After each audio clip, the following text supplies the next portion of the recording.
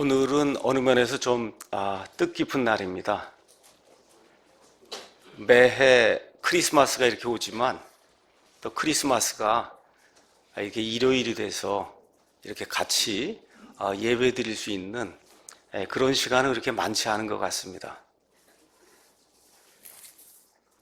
세상 많은 사람들이 12월 25일을 예수님이 이제 탄생하신 날로 성탄절이다, 메리 크리스마스 이렇게 이제 이야기하면서 지키고 있지만 사실 저희는 절기는 지키지 않습니다.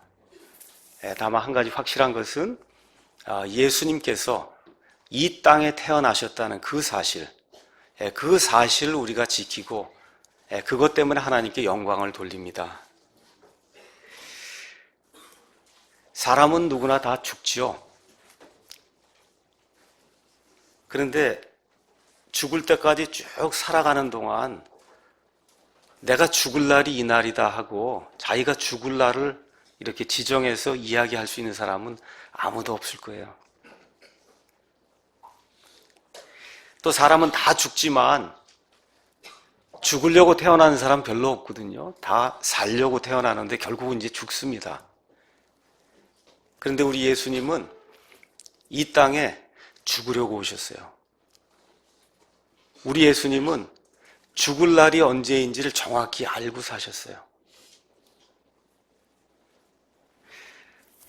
요한복음 1장 29절 가서 보시면 예수님께서 공생애를 시작하실 때 침례자 요한이 예수님을 가리켜 증언하는 내용이 나옵니다. 뭐라고 이야기했습니까? 예수님은 세상 죄를 제거하시는 하나님의 어린 양이다. 세상 죄를 제거하시는 하나님의 어린 양이 되시려면 죽으셔야 돼요. 근데 죽는데 그냥 죽으면 안 되고 반드시 피를 흘리고 죽으셔야 돼요. 또 그 어린 양은 죽을 날이 이미 정해져 있습니다. 창세전부터 정해져 있어요. 예수님 오시기 약 1500년 전에 이집트 땅에서 이스라엘 백성의 여러 절기 중에 가장 중요한 절기라고 할 수 있는 유월절이라고 하는 그런 절기가 처음 지켜졌습니다. 여러분이 잘 알고 있는 것처럼 야곱과 그에게 속한 사람 70명이 내려가서 약 400년 동안 이집트에 거하면서 사람이 굉장히 많이 불어난 가운데 이제 하나님께서 이루고자 하신 그런 민족을 이루실 때가 이제 되었을 때 그대로 두어서는 이 사람들이 이집트를 떠나려고 하지 않기 때문에 하나님의 이 섭리를 통해서 파라오와 이집트 사람들이 이 이스라엘 백성을 속박 가운데 넣고 고통을 주는 그러한 장면이 출애굽기가 시작이 되면서 이제 전개가 됩니다. 속박 가운데 신음하던 그 이스라엘을 탄압하던 사람이 파라오예요. 이 파라오가 이 사람들을 놓아주려고 하지 아니할 때 하나님께서 10가지 재앙을 그들에게 내리시며 맨 마지막에 이집트 땅에 있는 짐승이든 사람이든 처음 난 것은 다 죽이겠다고 하는 그와 같은 놀라운 재앙의 말씀을 주신 내용이 성경에 기록이 되어 있습니다. 이 재앙의 심판을 주시면서 우리 하나님께서 이 재앙을 벗어날 수 있는 예비책을 마련해 주셨어요. 출애굽기 12장 7절 가서 보니까 그것은 어린 양을 죽여서 그 어린 양의 피를 우슬초에다 이렇게 딱 해서 담가서 그래서 사람이 사는 집이 있으면 집에 문이 있단 말이에요. 양 문 기둥하고 위에 있는 인방에 이 피를 갖다 뿌리면 그러면 하나님께서 뭐라고 말씀하셨냐? 12장 23절에 파멸시키는 천사가 이집트 땅을 지나갈 때 이 피가 뿌려져 있는 그 집을 보면 그 집은 넘어가겠다는 거예요. 영어로 패스 오버, 패스한다는 말이에요. 지나가는데 넘어가서 지나간다는 거예요. 그래서 이것이 우리가 유월절이다. 이제 우리가 그렇게 이야기하는 겁니다. 그 날이 언제냐? 이스라엘 사람들의 절기, 그 달력으로는 1월 14일입니다. 그래서 1월 14일 날 어린 양을 대체로 오후 3시에서 6시 사이에 이제 죽이게 되고 그래서 그 죽이고 나서 6시가 넘어가면 이스라엘 사람들은 저녁부터 그 다음 저녁까지가 하루가 되기 때문에 14일 저녁이 끝나게 되면 곧바로 6시부터 15일이 시작이 되면서 일주일 동안 무교절, 누룩이 들어가 있지 않는 그와 같은 빵을 먹고 누룩을 온 집안에서 제거하는 이와 같은 무교절이 이제 시작이 됩니다. 하나님께서 그와 같은 심판과 더불어 예비책을 이제 마련해 주셨어요. 드디어 그날 밤에 어떤 일이 생겼습니까? 피를 바르지 않은 집에서는 하나님께서 말씀하신 대로 짐승이든 사람이든 처음 난 것은 파라오의 처음 난 그 아들부터 시작해서 여종이든 남종이든 누구든지 이집트 사람들 가운데 피를 뿌리지 않은 집에 거하는 이와 같은 사람, 이와 같은 짐승의 첫 새끼는, 첫 아들은 다 죽임을 당하는 이와 같은 일이 출애굽기 12장 29절에 기록이 되어 있습니다. 파라오가 혼비백산하게 됐어요. 자기 아들이 죽었습니다. 그 신하들의 아들이 다 죽었어요. 이집트 사람들 가운데 하나님을 믿지 아니하고 신뢰하지 아니하고 피를 뿌리지 않은 이와 같은 집에 거하는 사람의 맏아들, 그 다음에 첫 새끼는 다 죽임을 당하게 될 때 파라오와 그의 신하들이 혼비백산해서 이스라엘 사람들 내보내는 그와 같은 장면이 31절에 이제 기록이 되어 있고, 드디어 이 사람들이 이집트를 출발해서 하나님이 주시고자 했던 가나안 땅으로 올라가는 그 가나안 여정의 길이 1월 14일 날 밤에 시작이 되면서 이스라엘 백성에게 새로운 전기가 마련되는 이와 같은 놀라운 사건으로 성경에 기록이 되어 있습니다. 이 말씀을 주시면서 하나님께서 이렇게 말씀해 주십니다. 하나 가서 읽어보겠습니다. 출애굽기 12장 24절 25절 가서 보니까, 너희는 이것을 너와 네 아들들에게 규례로 삼아 영원토록 지킬 것이요, 이후에 주께서 약속하신 대로 그분께서 너에게 주실 땅에 너희가 들어갈 때 이 예식을 지킬 것이니라. 그래서 이스라엘 사람에게는 가장 중요한 사건이 이집트를 탈출한 출애굽 사건이에요. 이 출애굽 사건을 통해서 하나의 민족이 형성이 되며 하나님의 신정국가를 이룰 수 있는 이와 같은 터전이 마련되어 있기 때문에 6월절이 가장 중요한 그런 날이고, 그래서 그 이후부터 이스라엘 사람들이 이 땅에 존재하는 동안에는 6월절을 영구히 지켜야 된다고 하는 말씀을 하나님께서 우리에게 주셨습니다. 우리 성경을 가서 보시면 성경이 두 부분으로 구성되어 있어요. 앞부분은 우리가 구약이라고 이야기하고, 구약은 옛 언약이란 얘기예요. 조금 더 길게 풀었으면 옛 상속 언약이란 얘기고, 뒷부분은 신약이에요. 신약은 새 상속 언약이다. 이렇게 이제 나눠볼 수가 있습니다. 어떤 사람이 뭐라고 이야기했느냐? 구약은 예표이고 신약은 실체이다. 그렇게 이야기했어요. 그러니까 6월절이라고 하는 그런 사건이 무언가를 보여주려고, 그래서 하나님께서 그 사건을 마련해 놓으셨고, 그게 구약시대에 일어난 거예요. 이 신약시대에 그것이 실체적으로 실증이 돼서 나타나다. 성경이 그렇게 이야기하는 겁니다.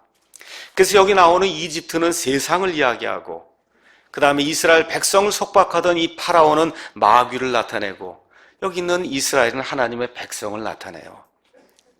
이 하나님의 백성이 세상 가운데, 죄 가운데, 마귀의 속박 가운데 지금 빠져 살고 있을 때 여기서 벗어날 수 있는 유일한 길은 6월이 있어야 된다는 거예요. 피를 보고 넘어가는 일이 있어야만, 그래야 이 사람들이 살 수가 있다는 그런 사실을 하나님이 보여주시고, 이걸 통해서 반드시 사람이 대신 속죄라고 하는 이와 같은 이 어린 양의 죽음이 있을 때, 그때 사람이 그 어린 양을 신뢰하게 될 때 구원받을 수 있다고 하는 이와 같은 말씀이 그 안에 핵심의 말씀이라고 성경이 이야기해 주는 겁니다. 그래서 침례자 요한이 세상 죄를 제거하시는 하나님의 어린 양을 보라 그렇게 이야기할 때, 살아있는 어린 양 소용이 없어요. 죽어야 되는 겁니다. 근데 그냥 죽으면 안 되고 피를 흘리고 죽어야 돼요. 피를 흘리고, 그 피를 흘리고 죽으신 그 예수님이 저와 여러분을 대신해서 죽었다고 하는 그 확신을 저와 여러분 속에 갖게 될 때, 그 피가 저와 여러분을 죄와 사망과 마귀의 권세에서 건질 줄로 믿습니다. 이것이 기독교의 핵심 교리인 어린 양의 대신 속죄입니다. 언제 죽으셔야 되냐? 1월 14일 날 죽으셔야 돼요. 왜 그러냐? 6월절이 1월 14일이에요. 1월 14일 날 반드시 6월절 어린 양을 죽여야 하기 때문에 우리 예수님 이 땅에 오실 때 죽는 날짜가 정해져 있어요.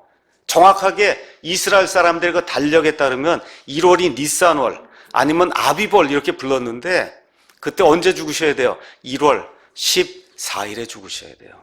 어린 양을 잡는 그 시기가 언제냐? 대충 오후 3시부터 저녁 6시 사이에 어린 양을 잡기 때문에 우리 예수님은 다른 시간에 죽을 수가 없습니다.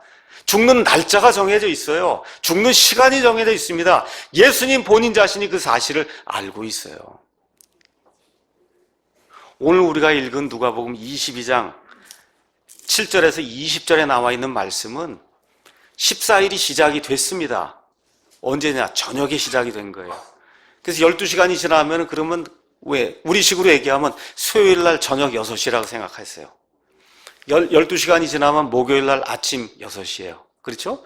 그래서 그 다음 목요일 날 저녁 6시까지가 이스라엘 사람들의 달력으로 이야기하면 14일입니다. 그래서 목요일 날 3시경에 죽으셔야 돼요. 예수님은 이와 같은 목적을 가지고 이 땅에 태어나셨습니다. 그래서 누가복음 22장 여기 6월절 만찬이 이제 나오는데 이것은 13일이 끝나는 그 시점에 14일이 시작되는 그때에 이루어진 겁니다. 자, 그러면 여기 만찬이 어떤 식으로 유대인들에게 이해가 되었는가 제가 여러분에게 잠시 설명을 하겠습니다. 유대 사람들의 그 풍습에 관한 한 가장 유명한 학자라고 할 수 있는 분이 에도샤임이라고 하는 그런 분이 있습니다. 그래서 이 사람이 뭐라고 이제 증언을 했느냐 하면 예수님 출생 전에 6월절 풍습에 조그만 변화가 나타나기 시작했다는 겁니다. 그래서 유대인들은 14일이 시작되는 저녁에 다시 말씀드리면 수요일 한 6시쯤에 어린 양과 누룩 없는 빵과 그 다음에 채소를 곁들여 간단하게 식사를 하고 그 다음에 무교절이 시작되는 날은 언제? 14일이 끝나고 곧바로 15일이 시작이 되거든요. 그러니까 지금식으로 얘기하면 목요일 날 저녁 6시가 되는 그런 시점에 성대한 6월절 만찬을 가졌다는 거예요. 그러니까 이 14일이 시작되는 시점에는 조그맣게 이렇게 식사를 하고 그 다음에 14일이 끝나면서 15일이 시작되는 그때 커다란 만찬을 했다. 만찬을 하려면 준비를 해야 되잖아요. 그렇기 때문에 그 14일을 예비일이라고 부른다. 성경에 그렇게 이제 예비일이라는 그런 말이 나옵니다. 그러니까 이런 것들을 이제 기억하시면서 오늘 여기 지금 나와 있는 우리가 보통 마지막 만찬이다라고 이야기할 때 그 만찬은 14일이 시작이 될 때 저녁에 어린 양과 누룩 없는 빵과 그 다음에 쓴 채소를 곁들여 유대인들이 행하던 조그마한 것과 같은 식사였다. 이렇게 이제 이해를 하시면 좋을 것 같습니다. 7절 가서 보니까 이렇게 기록이 되어 있습니다. 그때 반드시 6월절 어린 양을 잡아야 하는데 반드시 그렇게 기록이 되어 있어요. 영어로 가서 보시면 must라고 하는 그런 단어가 거기 나와 있습니다. 6월절 어린 양을 반드시 죽여야 된다는 거예요. 언제 죽여야 되냐? 14일 날 죽여야 되는 거예요. 또 뭐라고 되어 있냐? 누룩 없는 빵을 먹을 날이 이르렀다.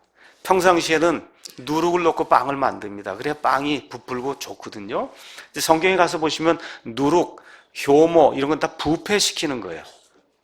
그래서 하나님께서 이 6월절 어린 양과 그 다음에 여기 나와 있는 피와 그 다음에 어린 양의 살과 이런 것들 이 죄악의 상징인 누룩이 들어있지 않는 이런 것들을 표현하기 위해서 하나님께서 아예 미리 6월절이 시작이 되고 곧바로 무교절이 시작이 될 때 누룩을 모든 거처에서 완전히 제거하라고 하나님께서 말씀해 주시는 그와 같은 내용이 이제 성경에 기록이 되어 있습니다.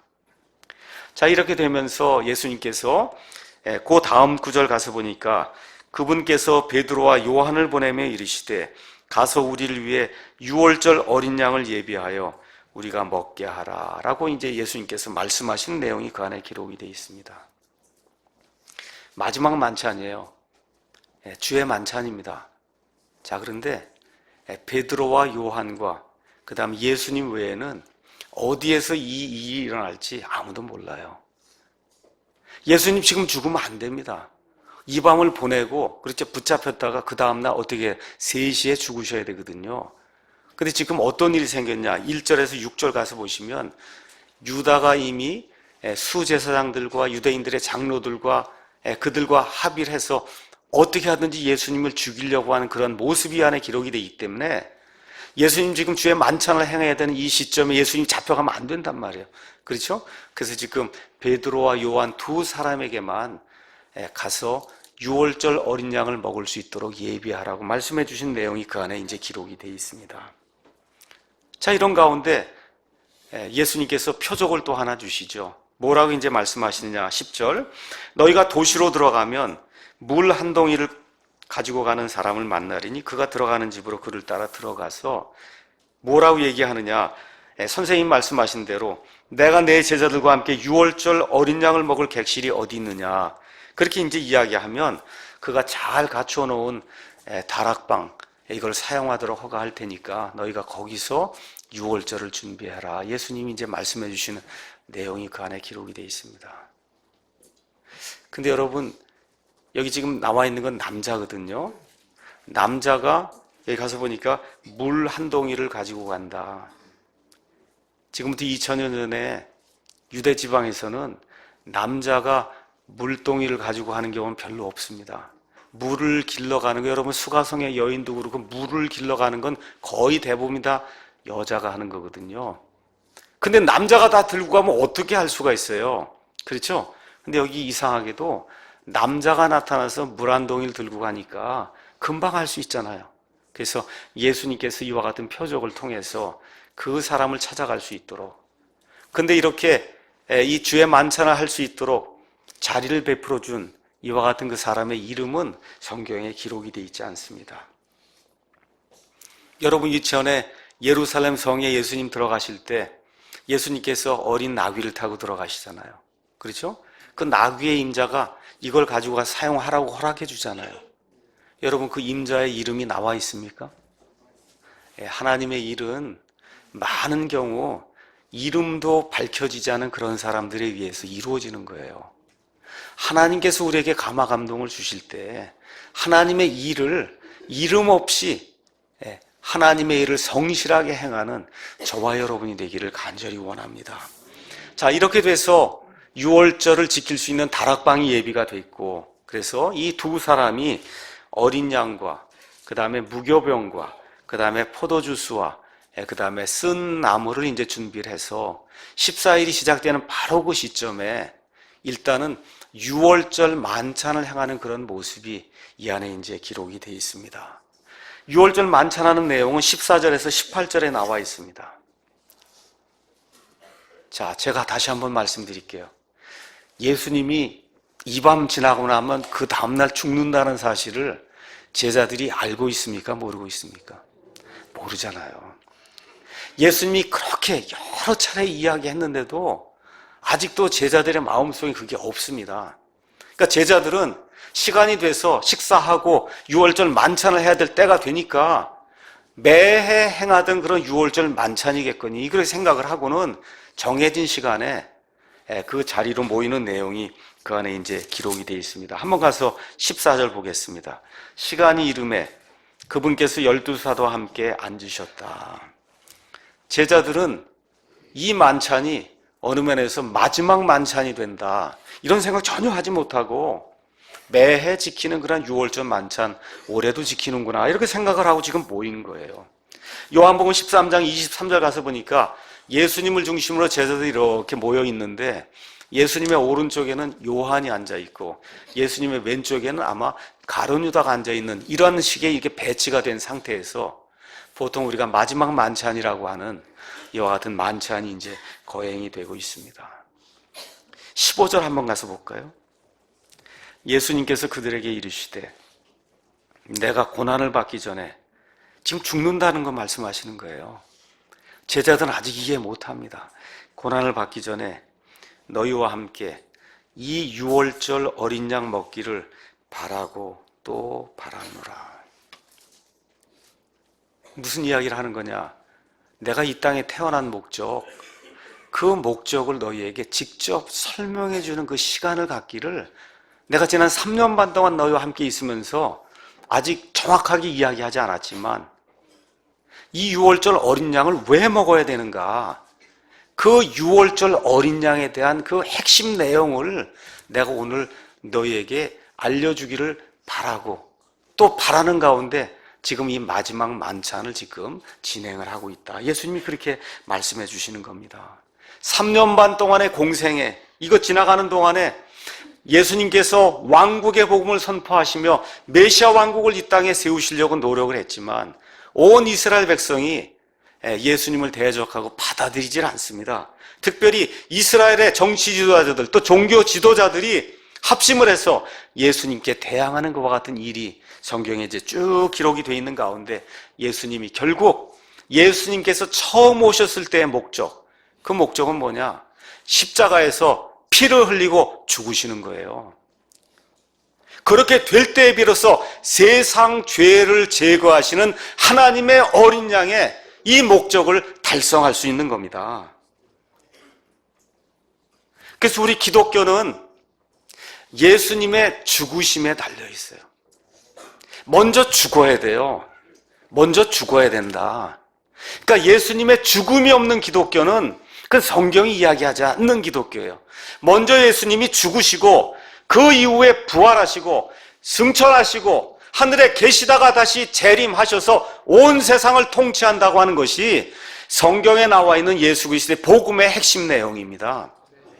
예수님이 이 땅에 왜 오셨냐? 처음 오신 이유는 죽으려고 오셨어요. 근데 단순히 죽는 것이 아니라 피를 흘리고 죽어서, 그래서 누구든지 그 피를 믿는 자는 그 행위와 상관없이 예수 그리스도의 전적인 은혜로 하나님의 선물로 구원받을 수 있도록 대신 속죄의 어린 양으로 예수님께서 이 땅에 처음 오신 겁니다. 그래서 예수님이 그 말씀을 가르쳐 주시기 위해 내가 고난을 받기 전에, 죽기 전에 너희와 함께 이 유월절 어린 양 먹기를 바라고 또 바랐다. 무슨 이야기를 하려고 하는 거예요? 이게 유월절 지킨다고 하는 거, 어린 양을 먹는다는 거, 매해 돌아오는 그와 같은 기념 행사로 생각하지 말고 내가 오늘 이 유월절의 주인이라고 하는 거, 유월절 어린 양이 죽임을 당하듯이 내가 내일 오후 3시가 되면 죽임을 당한다는 그 사실, 왜 죽느냐? 온 세상 사람들의 죄를 제거하기 위해서 죽는다. 이 내용을 제자들에게 각인시키기 위해서, 그래서 예수님께서 이 유월절이 오기를 그렇게 바라는 가운데 드디어 공생의 맨 마지막 날 이 유월절을 지키는 그와 같은 내용이 성경에 기록이 되어 있어요. 다시 한번 말씀드릴게요. 어린 양을 죽여야 합니다. 어린 양이 죽인 다음에 어떻게 돼? 그 피를 받아서 그 피를 문에 2개의 기둥이나 인방에 갖다 뿌려야 돼요. 예수님이 십자가에서 피를 흘리고 죽으셨습니다. 맞습니까, 여러분? 근데 그 예수님의 피가 내 마음 문에 뿌려지지 않으면 예수님이 피를 흘리고 죽은 것 그 사실로는 구원받지 못합니다. 그 예수님이 내 예수님이 될 때, 그 피가 내 마음판에 뿌려지게 될 때, 그때 우리가 구원받을 수 있는 거예요. 그래서 오늘 아침에 이 누가복음 22장 이 말씀을 듣는 가운데 예수님의 피가 내 마음에 아직 뿌려지지 않은 것 같다는 그런 생각이 드시는 분이 계시면 하나님께 간구하세요. 속으로, 주여 저 피를 내 마음속에 뿌려주시옵소서. 그 예수님을 믿을 수 있도록 도와주시옵소서. 그 예수님만 나의 유일한 구원자가 될 수 있도록 주께서 도와주시기 바랍니다 하고 간절한 그런 심정으로 오늘 예배를 드리시기 바랍니다. 저와 여러분 다 죄덩어리예요. 죄 가운데 태어났어요. 죄 가운데 삽니다. 그런데 예수님의 피가 우리에게 뿌려지게 되면, 그래서 우리가 이렇게 있을 때 예수님의 피보자기로 하나님께서 우리 이렇게 쌓아놓으시면 그럼 어떻게 돼요? 우리를 의롭다고 봐주시는 거예요. 예수님의 피가 없이는 사람이 의롭다함을 받을 수가 없습니다. 예수님의 보혈의 공로를 통해서만 저와 여러분처럼 죄 가운데 사는 그런 인생이 하나님 앞에 설 때 하나님이 너는 의로운 사람이라고 인정해 주시는 칭의라 불리는 놀라운 역사가 예수님의 피를 통해서 기적적으로 우리에게 일어난다는 이 사실을 오늘 아침에 다시 한번 확인하시고 하나님의 은혜에 감사하는 우리 모두가 되기를 주님의 이름으로 축원합니다. 이 말씀을 하시고는 예수님이 또 의미심장한 말씀을 16절에 하십니다. 내가 너희에게 이르노니 그것이 하나님의 왕국에서 성취될 때까지 내가 다시는 그것을 먹지 아니하리라. 이 유월절 사건 이후에도 지금도 이스라엘 백성이 유월절을 지킵니다. 그러니까 사람의 달력에서는 유월절을 계속해서 지키지만 하나님의 달력에서는 더 이상 유월절이 없다는 거예요. 예수님 오시기 전에 1500년 전에 첫 번째 유월절을 드렸어요. 맞습니까? 예수님이 실제로 모든 걸 다 완성했기 때문에 하나님의 달력에서는 더 이상 유월절이 없다는 겁니다. 그 말씀과 더불어 거기 밑에 가서 보시면 어떤 말씀이 나와 있느냐. 29절 30절에 너희는 내가 시험들을 당할 때 항상 나와 함께한 자들인즉 내 아버지께서 내게 맡기신 것 같이 나도 너희에게 한 왕국을 맡기어 너희가 내 왕국에서 내 상에서 먹고 마시게 하며 또 왕좌에 앉아 이스라엘의 12지파를 재판하게 하리라. 자, 예수님께서 유월절 이젠 다시는 지키지 않겠다고 말씀하셨어요. 이제 유월절이 변해서 나중에 예수님 이 땅에 왕국을 만드시게 될 때는 왕국의 잔치를 베푸는 그와 같은 것으로 바뀐다는 겁니다. 우리 믿는 사람들에게는 요한복음 19장에 가서 보시면 어린 양의 혼인 만찬으로 바뀌는 거예요. 이 말씀을 주시면서 유월절의 그 예표가 유월절의 실체인 우리 주 예수 그리스도에 의해서 100% 완성되었다고 하는 이러한 말씀을 예수님께서 이 안에서 이제 주시는 겁니다. 자, 이런 것들 이제 말씀해 주시고는 예수님이 드디어 이제 구약이 철폐가 되고 신약이 열린다는 것을 가르쳐 주시기 위해 우리가 보통 주의 만찬이라고 부르는 그와 같은 규례를 제정하시는 내용이 17절에서 20절에 이제 기록이 되어 있습니다. 자, 17절 가서 보시니까 잔을 집으사 감사를 드리시고 이르시되 이것을 가져다가 너희 가운데서 나누라. 내가 너희에게 이르노니 하나님의 왕국이 임할 때까지 내가 포도나무 열매에서 난 것을 마시지 아니하리라. 여러분, 포도나무 열매에서 뭐가 나와요? 포도가 나오죠? 포도를 짜면 포도주가 나옵니까? 포도즙이 나옵니까? 그 포도즙 다시는 마시지 않는다. 그러면서 지금 그 19절 그 이후부터 주님의 만찬이 이제 시작이 되는 겁니다. 자, 그러면 유월절이 도대체 어떠한 형태로 이렇게 지켜졌는가? 유월절 이렇게 행사, 유월절 만찬을 행할 때는 4번의 잔을 마시는 그런 순서가 있습니다. 잠깐 말씀을 드릴게요. 먼저 감사 기도를 드립니다. 그리고는 첫 번째 잔을 나눠서 마셔요. 그 다음에 쓴 채소를 먹습니다. 그리고 시편 113편하고 114편 말씀을 읽습니다. 그리고 두 번째 잔을 마셔요. 그 다음엔 어린 양을 먹고 무교병을 먹고 그 다음에 세 번째 잔을 마십니다. 그 끝난 다음에 시편 115편에서 118편을 읽습니다. 그 끝난 다음에 맨 마지막 네 번째 잔을 마시는 거예요. 그러니까 이제 6월절 만찬이 쭉 시작이 돼서 세 번째 장까지 다 한 겁니다. 그렇죠? 그거 하고 나서 아마도 시편 115에서 118편 메시아 시편을 낭독을 했을 거예요. 그럼 잔이 이제 하나가 남은 거예요. 그 마지막 남은 그 한 잔, 그 잔을 가지고 주의 만찬을 제정하시는 내용이 이 안에 기록이 되어 있는 겁니다. 그렇게 이제 이해하시고 가서 한번 보도록 하겠습니다. 19절에 또 그분께서 빵을 집으사 감사를 드리시고 그것을 떼어 그들에게 주시며 이르시되 이것은 너희를 위하여 준 내 몸이라. 나를 기억하여 이것을 행하라. 그렇게 말씀해 주셨어요. 고린도전서 말씀을 가서 보니까 이렇게 표현이 되어 있습니다. 고린도전서 11장 23절에 내가 너희에게도 전해준 것은, 사도 바울이 고린도 교회 성도들에게도 전해준 것은 내가 주께 받은 거다. 이 주의 만찬을 지키라는 이런 규례는 사람이 준 게 아니라는 거예요.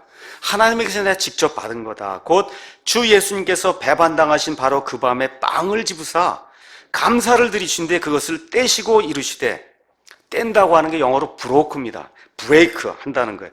받아서 먹으라. 이것은 너희를 위해 찢긴 내 몸이니 나를 기억하여 이것을 행하라. 여기도 찢겼다고 하고 떼었다고 하는 게 영어로는 브레이크, 브로크, 그 다음에 브로큰 이렇게 되어 있는 거예요. 예수님의 몸이 저와 여러분을 위해서 찢겼다는 거예요. 이거를 기억하는 것이 주의 만찬의 핵심이다. 예수님께서 말씀해 주시는 겁니다. 그럼 예수님 뭐라고 말씀하시냐? 우리를 위해 이 몸을 주신다는 거예요. 우리를 위해서 이 몸을 주신다. 그 다음 구절 가서 보니까 20절에 저녁 식사 뒤에 잔도, 마지막 잔이겠죠? 잔도 그와 같이 하여 이르시되 이 잔은 너희를 위하여 흘린 나의 피로 세우는 새 상속 언약이다. 피로 세우는 새 상속 언약이다. 가장 중요한 단어가 피하고 새에 있는 거예요. 지금까지 어떤 시대냐? 구약 시대였습니다. 구약. 옛 상속 언약이 지배하던, 그러니까 예수님 오시기 1500년 전에 모세가 시내산에서 받았던 그 옛 언약 하에서 살던 그런 시대, 그 구약 시대예요. 근데 예수님이 이제 오늘 이후로 새 상속 언약이 이루어진다는 겁니다. 근데 그 새 상속 언약은 그냥 이루어지지 않고 반드시 피 속에서 이루어진다는 거예요. 피 안에서 이루어지는 그러한 놀라운 언약을 주시겠다고 말씀해 주세요. 히브리서 9장 16절 17절 말씀 가서 보니까 상속 언약하는 자의 죽음이 있지 않으면 그 상속 언약이 유효하지 않다 그랬어요. 예수님이 말씀해 주시고 그 다음날 죽으심으로 말미암아 구약이 철폐가 되고 새로운 상속 언약의 시대, 이 신약 시대가 열린다고 예수님이 말씀해 주셨습니다. 자, 그럼 왜 꼭 피가 필요하냐?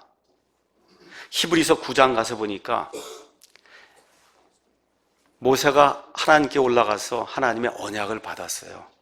그 언약을 받고 백성들과 함께 모여서 이 언약을 비준하는 그런 내용이 출애굽기 24장에 기록이 되어 있습니다.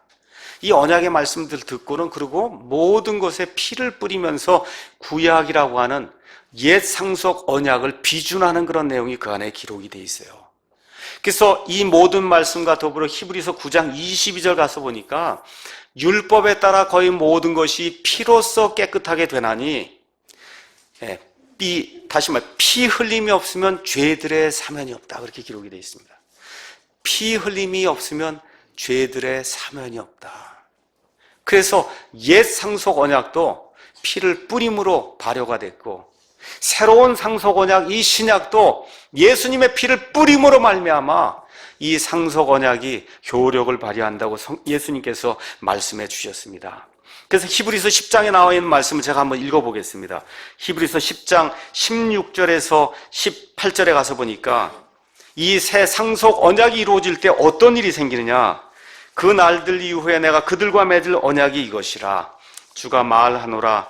내가 내 법들을 그들의 마음속에 두고 그들의 생각 속에 그것들을 기록하리라 하신 뒤에 또 내가 그들의 죄들과 불법들을 다시는 기억하지 아니하리라 하셨느니라. 이제 이것들의 사면이 있는 곳에서는 다시는 죄로 인한 헌물이 없느니라.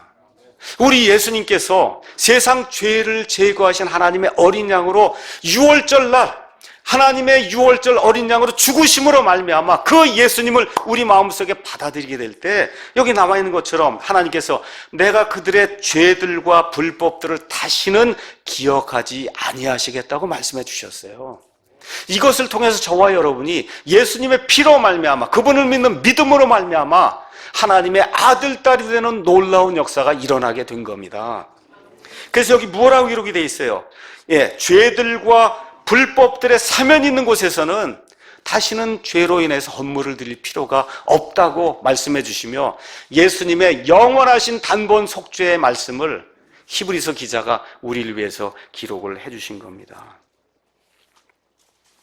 주의 만찬의 목적에 대해서 몇 가지 말씀을 드리겠습니다. 19절 가서 보니까 이렇게 기록이 되어 있습니다. 19절에 그분께서 빵을 집으사 감사를 드리시고 그것을 떼어 그들에게 주시며 이르시되 이것은 너희를 위하여 준 내 몸이라. 나를 기억하여 이것을 행해라. 우리가 주의 만찬을 행할 때 가장 먼저 생각해야 될 것은 이것은 기억하는 이와 같은 행위라고 하는 거. 뭘 기억해야 되냐? 예수님께서 아낌없이 자기의 살과 피를 저와 여러분을 위해서 모두 다 내어주셨다는 거, 이거를 저와 여러분이 주의 만찬을 할 때마다 기억을 해야 되는 거예요. 예수님은 어떤 분이세요? 온 우주의 모든 것들을 만드신 창조자 하나님이 예수님이세요.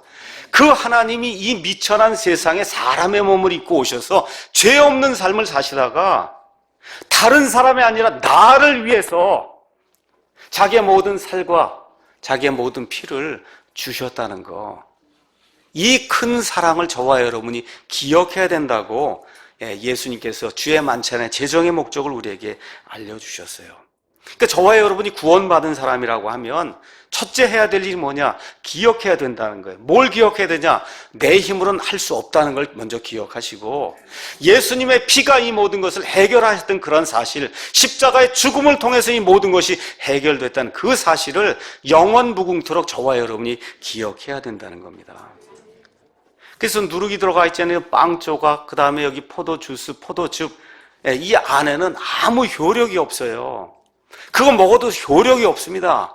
다만 이것을 먹을 때 기억을 하는 거예요. 이 예수님의 살이 찢기고 예수님의 피가 흘려질 때 내 죄가 처음부터 끝까지 완전히 제거가 되었구나, 하나님의 은혜로 되었구나, 내 행위와 상관이 없이 되었구나, 이걸 저와 여러분이 기억하라고 예수님께서 자꾸 잊어버리는 그런 습성을 가진 우리 그리스도인들에게 주의 만찬의 규례를 허락해 주신 겁니다. 그래서 저와 여러분이 이 한 빵과 한 잔에 참여할 때 뭘 고백하는 거냐? 나는 예수님과 동일시된 사람입니다. 그런 사람을 그리스도인이라고 얘기하는 거거든요. 예수님과 함께 십자가에 죽었다가 예수님과 함께 묻혔다가 예수님과 함께 부활한 그런 사람입니다 하고 이러한 고백을 사람들과 하나님 앞에 하는 거예요.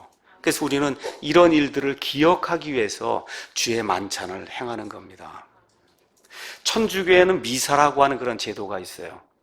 미사는 주의 만찬이 아닙니다. 천주교의 미사는 화채설에 기반을 두고 있어요. 화채설은 뭐냐? 여기 빵 조각이 있고 여기 포도주가 있으면 사제가 기도를 한단 말이에요. 그 기도를 하면 그 빵 조각이 진짜 예수님의 살이 되고, 그 다음에 그 포도주가 진짜 예수님의 피가 되고, 그래서 진짜 예수님의 살과 진짜 예수님의 피를 먹는다는 거예요. 이렇게 해서 다시 제사를 드린다는 겁니다. sacrifice를 한다는 거예요. 여러분, 이것은 하나님이 미워하시는 일입니다. 아까 뭐라고 기록이 되어 있어요? 죄들의 사면이 이루어지면 다시는 죄로 인해 헌물 드리고 제사 드릴 필요가 없다고 하는데, 매주 모여서 예수님을 하늘에서 내려다가 그래서 제사를 드리는 이런 행위가 천주교의 미사예요. 무엇을 거부하는 거냐? 예수님께서 영원 무궁토록 단 한 번, 영원한 희생물이 돼서 단 한 번 드려졌다고 하는 예수님의 단번 속죄를 부인하는 행사가 바로 천주교의 미사예요. 이런 거 필요 없다고 성경이 우리에게 분명히 이렇게 이야기해주고 있습니다. 히브리서 10장 11절에서 14절 가서 보니까 제사장의 영어로 프리스트예요. 천주교에서 그런 일을 행하는 사람이 영어 이름으로는 뭐예요? 프리스트입니다. 신부, 사제가 날마다 서서 섬기며 자주 같은 희생물들 드리되 그것들은 결코 죄들을 제거하지 못하거니와 빵 조각이든 뭐든 이런 거 제사 드리는 걸로는 죄들을 제거하지 못한다는 겁니다.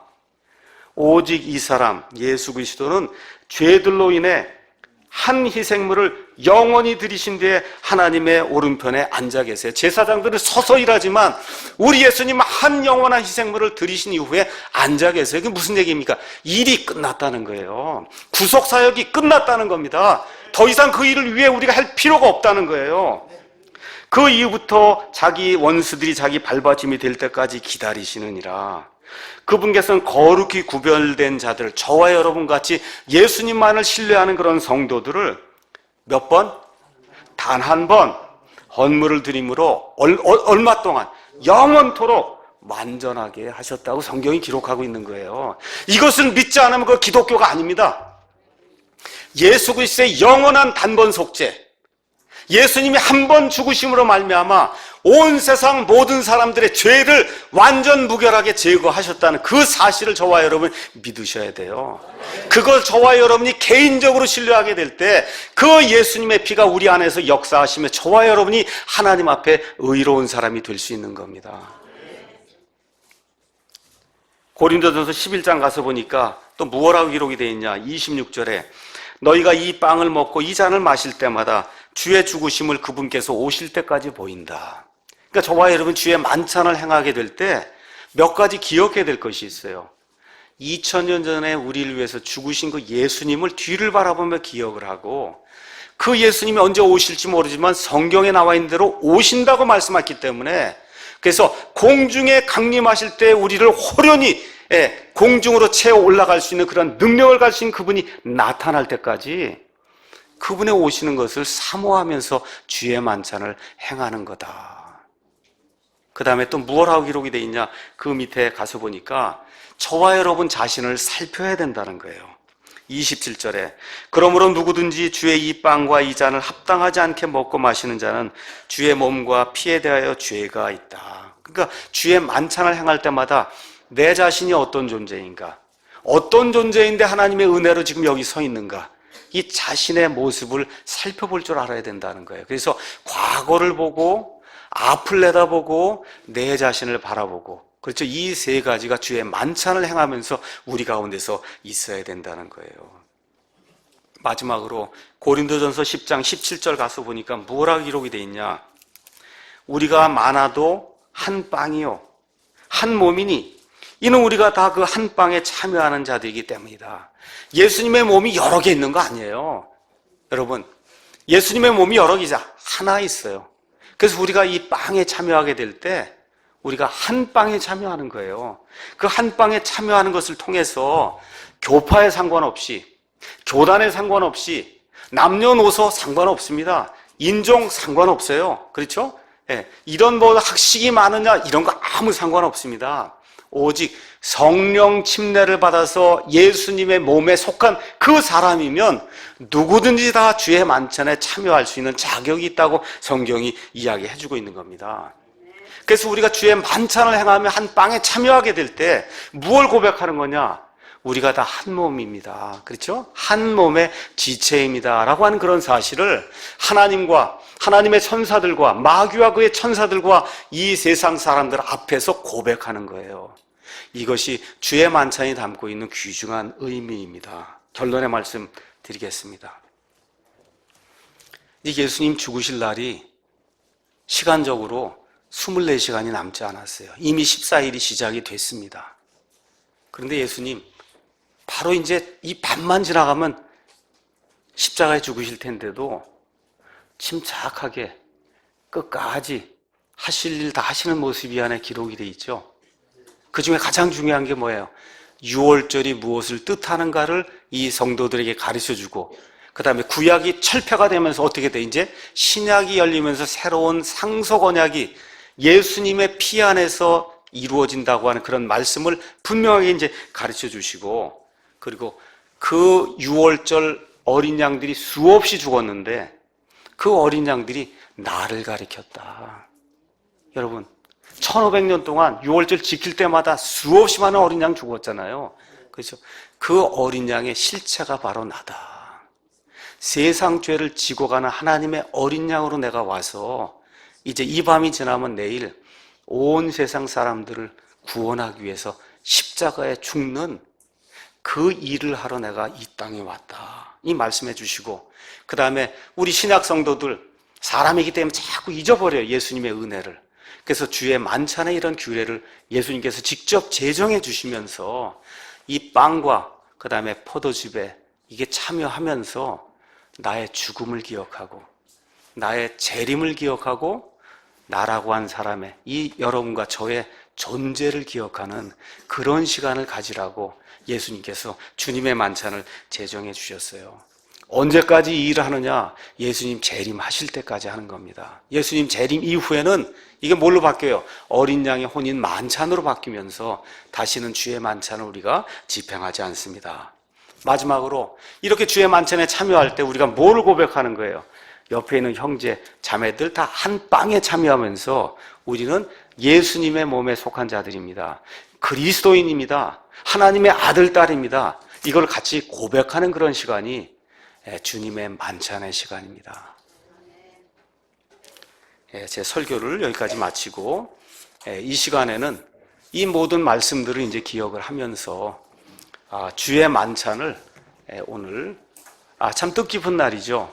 2016년 마지막 주일에 또 예수님 돌아가시기 바로 전에 이 주의 만찬의 의미를 이렇게 가르쳐 주시고 그리고는 이 주의 만찬을 우리가 직접 예수님께서 하라고 하신 대로 이렇게 집행할 수 있는 이런 시간을 갖게 돼서 정말 감사하게 생각을 합니다. 주의 만찬은 제가 아까 말씀드린 대로 이름이 주의 만찬이에요. 그러니까 예수님을 나의 주님입니다 하고 고백하실 수 있는 분은 우리 교회 회원이든 우리 교회 회원이 아니든 침례를 받았든 침례를 받지 않았든 아무 상관이 없어요. 예수님이 나의 유일한 구원자십니다. 예수님이 나의 주인이십니다 하고 고백하실 수 있는 그런 분들은 여기 주의 만찬에 다 참여하실 수 있어요. 자, 주의 만찬 집행하시기 위해서 준비하신 분들은 앞으로 나와 주시기 바랍니다. 자, 만찬에는 빵과 그 다음에 포도즙 이 두 가지 요소가 있는데 이 둘 다 누룩이 들면 안 됩니다. 누룩은 부패의 상징이기 때문에 예수님의 순수한 살과 예수님의 순수한 피를 나타내는 이와 같은 그 요소로 우리가 사용하게 되기 때문에 누룩이 들지 않은 빵, 누룩이 들지 않는 갓 짜낸 이와 같은 포도주스, 포도즙을 가지고 주의 만찬을 이 시간 진행하도록 하겠습니다. 먼저 예수님의 몸을 상징하는 빵을 나누기 전에 우리 이남교 형제님께서 예수님의 몸에 대한 감사의 기도를 드리시겠습니다. 아버지 하나님, 이제 우리를 위하여 찢기신 주의 몸을 기념하여 한 빵에 참여하려 합니다. 무슨 이유로 하나님의 아들께서 사람으로 오시어 십자가에서 몸이 찢기셔야 했는지 깊이 생각해 봅니다. 예수님의 고난과 상함은 우리의 범법과 불법으로 인함이며 주님의 죽음으로 우리가 죄병에서 나음을 얻었나이다. 하나님의 그 크신 사랑과 은혜에 감사드립니다. 예수님의 이름으로 기도합니다. 이 시간에 우리 여기 나눠주실 분들이 빵을 이제 배급하겠습니다. 그리고 찬송가 우리가 이제 214장 같이 하면서 빵 배급이 다 끝날 때까지 기다리셨다가 제가 다시 나와서 말씀을 읽고 우리 이 한 빵에 참여합시다 할 때 같이 한 빵에 참여하는 그런 시간을 갖겠습니다. 분배해 주시기 바랍니다. 찬송가 214장 부르시면서 주의 만찬의 빵을 배급하겠습니다.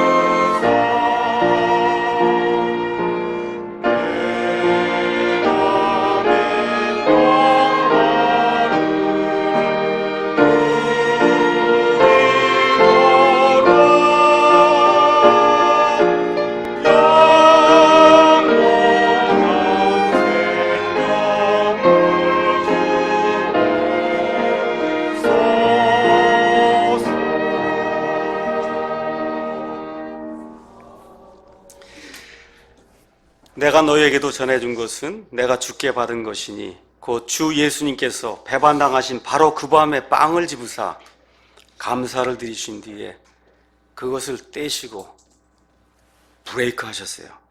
이르시되 받아서 먹으라.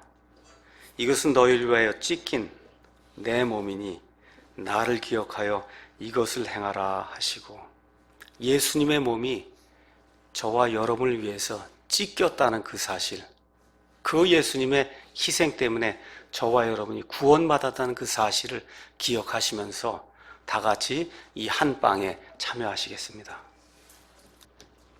이 시간에는 예수님의 피를 상징하는 순수한 포도즙을 여러분에게 배분해 드리도록 하겠습니다. 이 일을 위해서 강재고 형제님 잠시 기도해 주시겠습니다. 사랑이 많으신 하나님, 주님께서 사랑하는 제자들 앞에서 말씀하신 대로 이 시간 저희들은 주님께서 저희 죄를 사해 주시기 위하여 흘리신 보혈을 생각하면서 이 잔을 나누고자 합니다. 너희가 그것을 마실 때마다 나를 기억하여 이것을 행하라 하신 주님께서 우리에게 보여주신 십자가의 사랑으로 저희는 값없이 어렵다함을 얻었나이다. 이 시간 주님의 한없는 은혜에 감사드리면서 이 잔을 나눌 때 주님 홀로 영광 받으시옵소서. 우리 주 예수 그리스도의 이름으로 기도드렸습니다. 아멘. 잔도 마찬가지로 분배가 다 끝난 이후에 다 같이 참여하겠습니다 할 때 같이 참여하겠습니다. 우리 찬송가 141장 부르시면서 잔을 분배하도록 하겠습니다.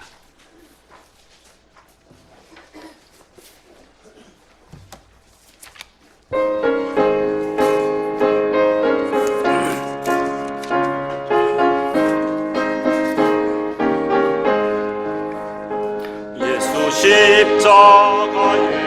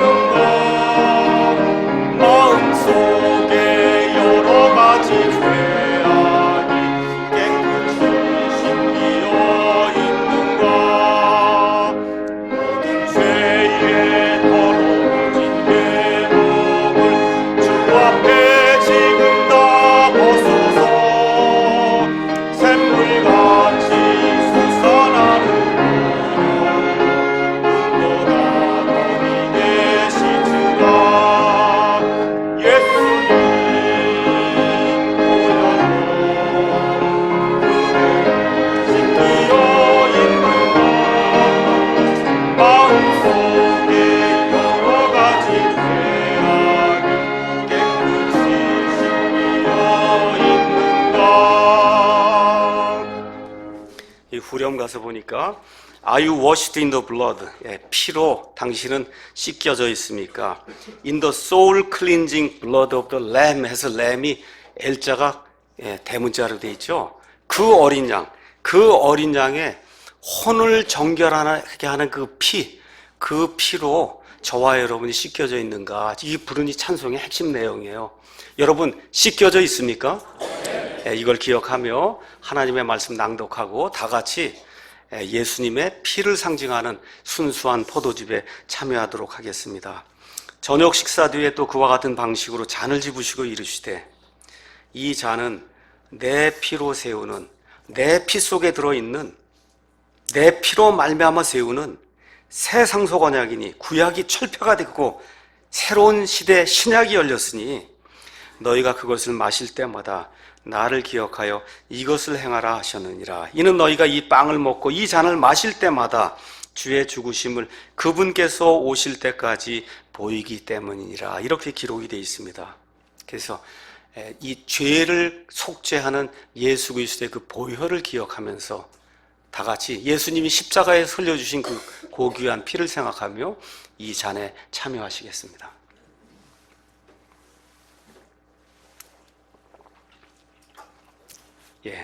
위원들은 들어가 주시고요.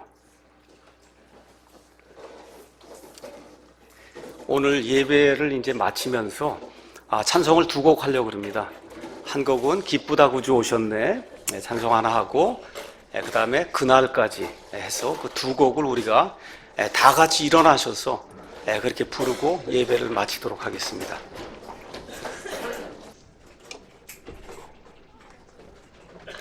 자, 86장입니다. 기쁘다 구주 오셨네 86장 부르시고